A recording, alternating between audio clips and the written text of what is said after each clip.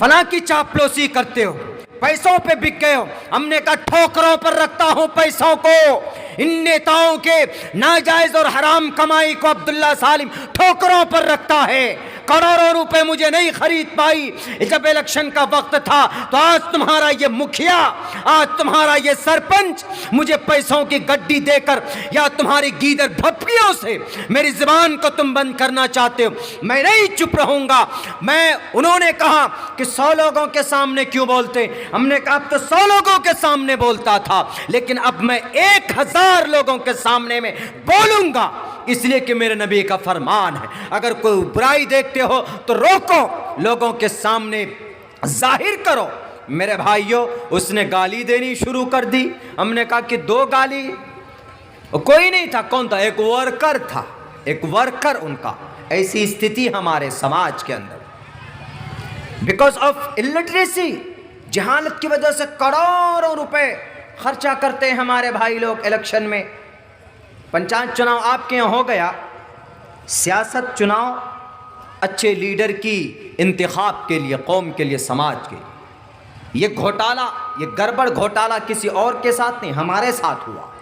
हमारे तालाब को कहा गया कि साफ सफाई करके आपको खर्चा मिलेगा। हमने कहा कि ठीक है 20,000 रुपये दे, खर्चा होगा। बात की हमने, तालाब पहले से बना हुआ, उसको साफ सफाई करने के बाद उन्होंने कहा कि 20 तो नहीं मिलेगा हजरत, आपको 15,000 मिलेगा। अब्बा ने कहा कह करके हमने सोचा कि आता ही होगा शायद इतना। 15,000 दे करके जनाब टोपी पहना दिया उन्होंने।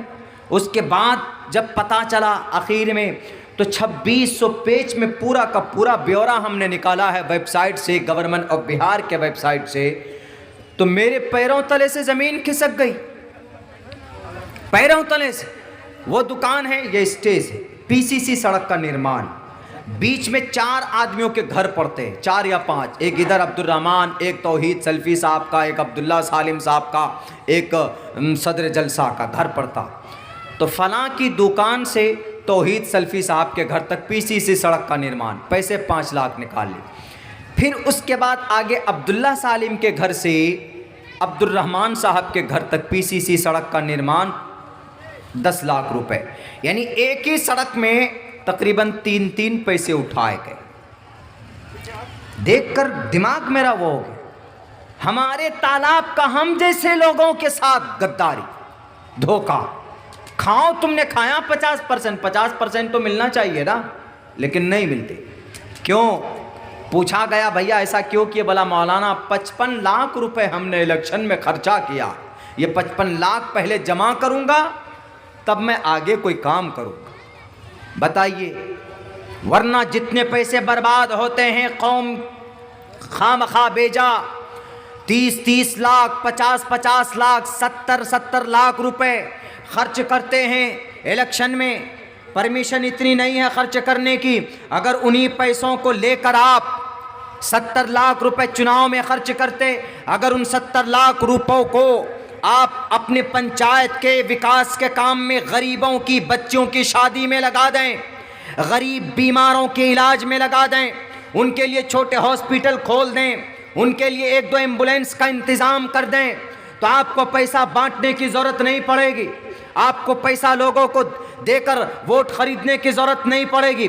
समाज के अंदर एक अच्छा पैगाम भी जाएगा, लोगों का भला होगा। लेकिन नहीं जनाब, एक वोट को खरीदने के लिए 10,000 रुपये दिए जाते। और हम लोग तो इतने बेईमान हो गए, ईमान हमारा पता नहीं कहाँ चला गया कि हम लोग ले भी लेते। एक पंचायत में अगर 10 कैंडिडेट होता है तो हम सबसे पैसा लेते। शरीया एतबार से क्या पकाम, शरीया एतबार से पैसे लेकर वोट देना नाजायज़ और हराम है, प्रोहिबिटेड। ये नाजायज़ है, ये आपके लिए जायज़ नहीं है। आप किसी एक को वोट कीजिए, बिना पैसों का कीजिए, वो आप देखिए कि आपका भला कौन कर सकता।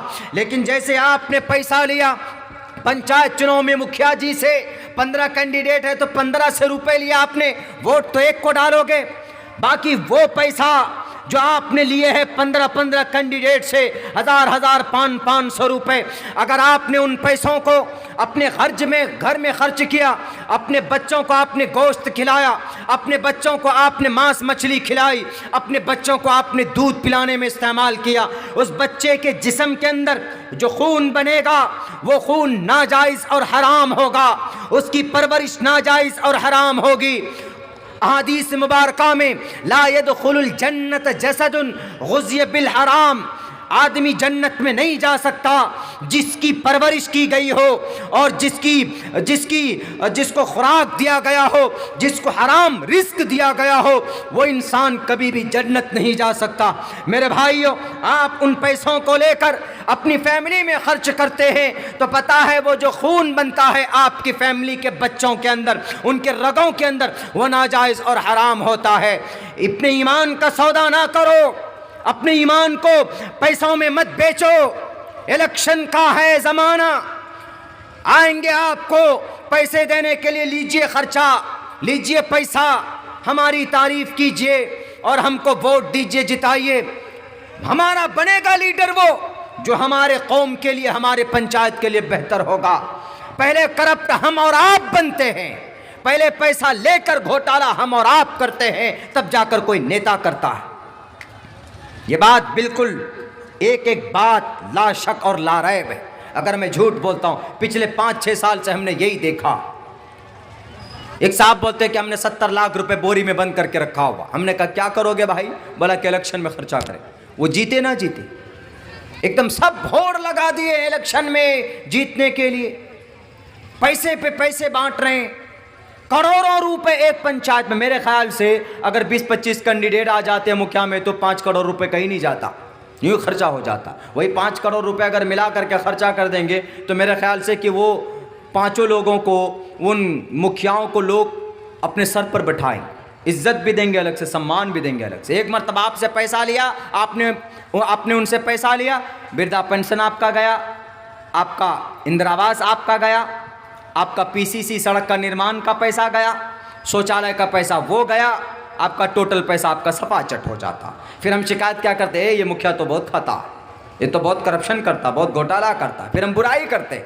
बुराई क्यों कर रहे हो भाई? पहले तो लेकर रखा आपने, वो जो 55 लाख 50 लाख खर्च किया, पहले अकाउंट भरेगा ना? वो एक से पूछे, बोला पहले अकाउंट भरूंगा मौलाना। हमने कहा उसके बाद तो अच्छा काम कर लोगे ना? बोला उसके बाद अच्छा, अभी तो पूंजी आया हमारा, पूंजी के बाद 2 साल और कमाई करूंगा, मैं 1 करोड़ रुपए कमाऊंगा, आफ्टर दैट मैं तब कोई रिफॉर्म का काम करूंगा, कोई काम करूंगा। और 5 साल बीत जाता है।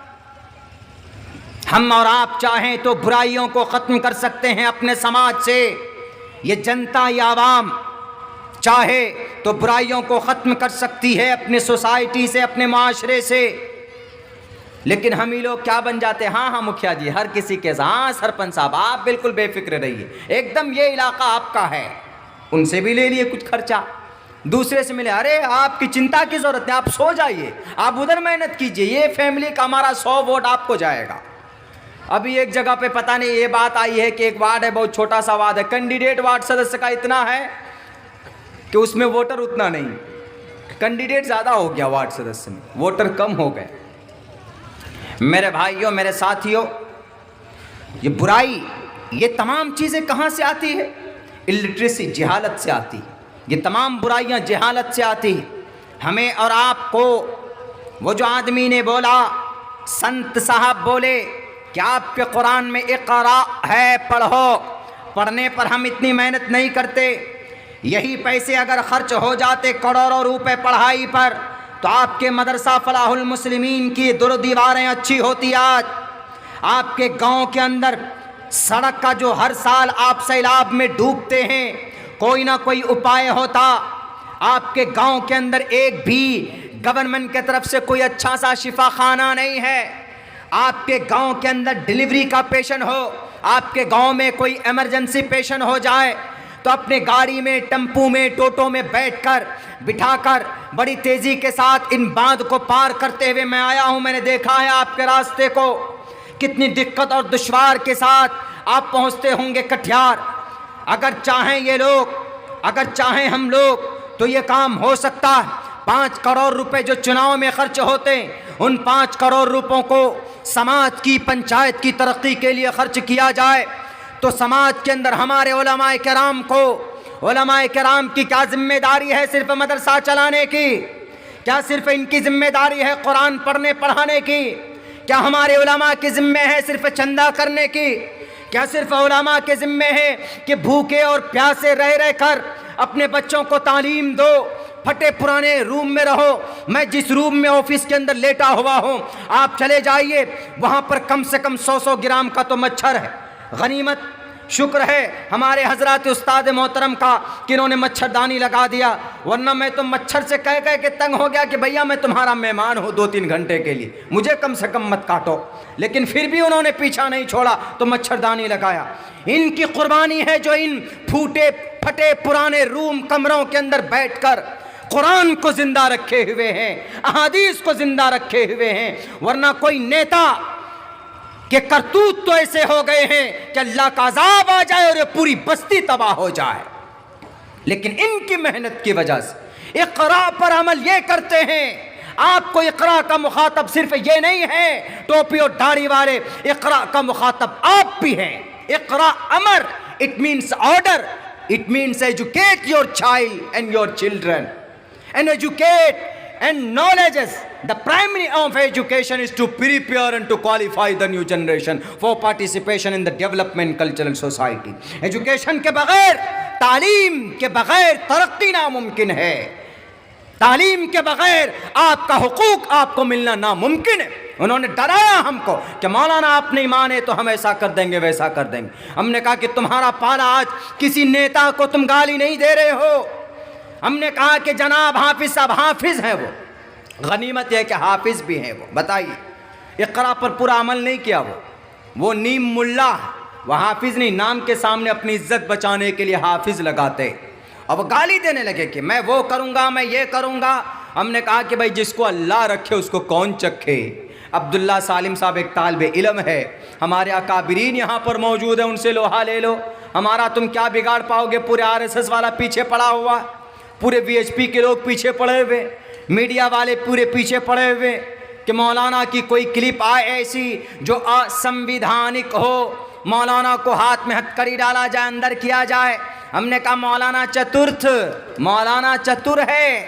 और पता जो चतुर चालाक आदमी होता है वो अनपढ़ गवाह, लूटेरों, शराबियों, कबाबियों की शर से अल्लाह उसकी हिफाजत करता है, क्योंकि चतुर होते हैं, कुरान के आलिम होते हैं, अहादीस उनके सीने में होता है। और अल्लाह ने साफ कह दिया, इन्ना नहनु नज़्ज़लना ज़िक्र व इन्ना लहु लहाफ़िज़ून। हमने इस कुरान को नाजिल किया, जो कुरान की बात करेगा, जो शरीयत की बात करेगा, जो मदरसों की बात करेगा, जो हक बात करेगा, I will protect it and I will guard it. हम उसका गार्ड बनेंगे। तो उन जैसे करप्ट लोगों के कहने से हम डर जाएंगे? बिल्कुल नहीं डरने वाले। तो मेरे भाइयों, ये गौर का मकाम है। उस आदमी ने जो सवाल किया, इक़रा, क्या आपके कौम में, आपके धर्मशास्त्र में पहला लफ्ज़ इक़रा है और आपके यहाँ तालीम नहीं? मौलाना वाक़ईतन तालीम है। हमारे नौजवानों से पूछ लीजिए तो भैया ये ज़रा बताओ, what is the meaning of ईमान, what is the definition of ईमान। नमाज क्या है, ज़कात क्या है, रोज़ा क्या है, हज क्या है। अखलाक हमारे नौजवान नहीं जानते, मैनर्स हमारे नौजवानों में नहीं। हमारे बच्चे, मेरे ख्याल से 55 या 60-65% बच्चे हमारे कौम के जो इलिटरेट है, जाहिल हैं। न वो मस्जिद में मदरसों में पढ़ते, न वो स्कूल में पढ़ते, नहीं पढ़ते। और किसी कौम की तरक्की छुपी हुई है एजुकेशन में। इसको छोड़ दीजिए कि मौलाना स्कूल पढ़ाएं कि मदरसा पढ़ाएं, इसको छोड़ दीजिए।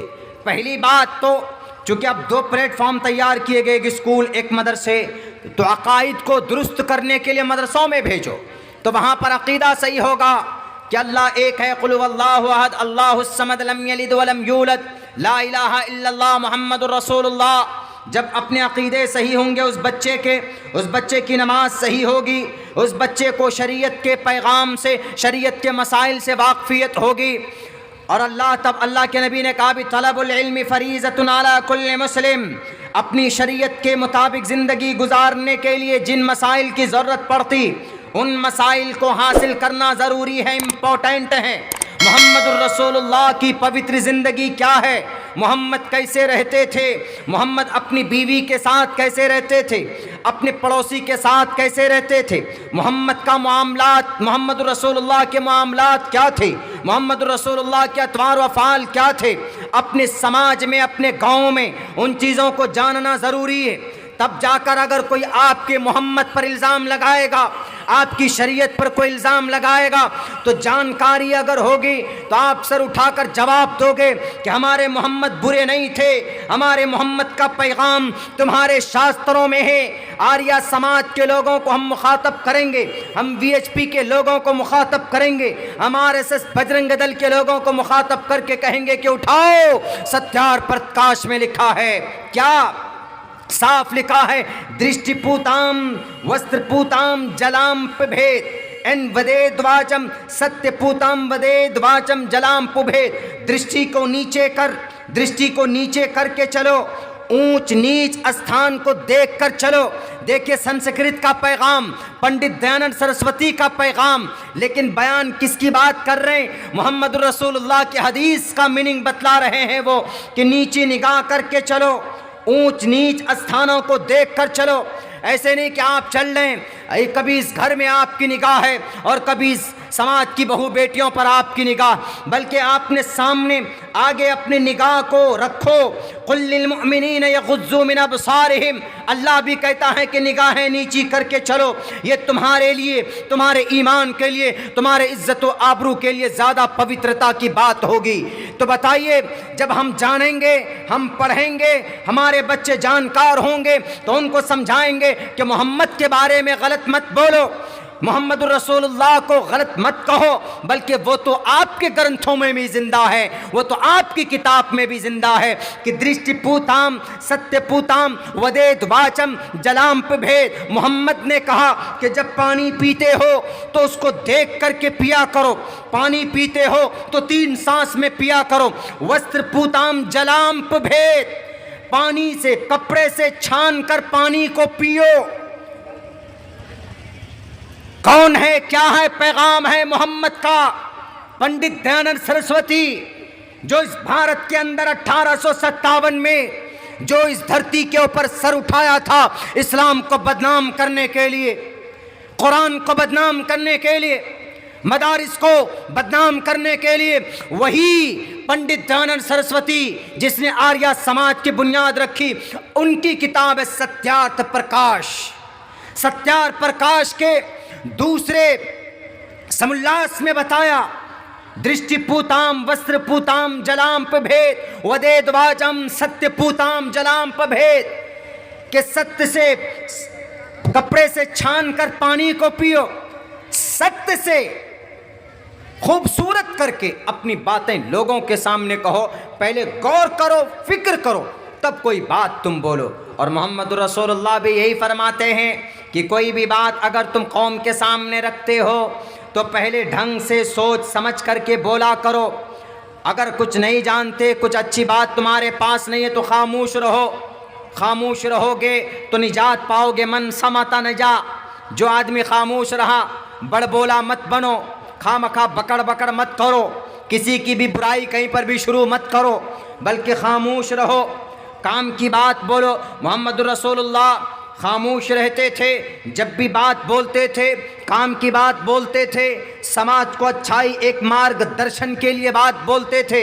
मेरे भाइयों, ये चीज़ें कहाँ से आएंगी? ये चीज़ें आएंगी इक़रा, तालीम से। ये चीज़ें कहाँ से आएंगी? जानकारी से आएंगी।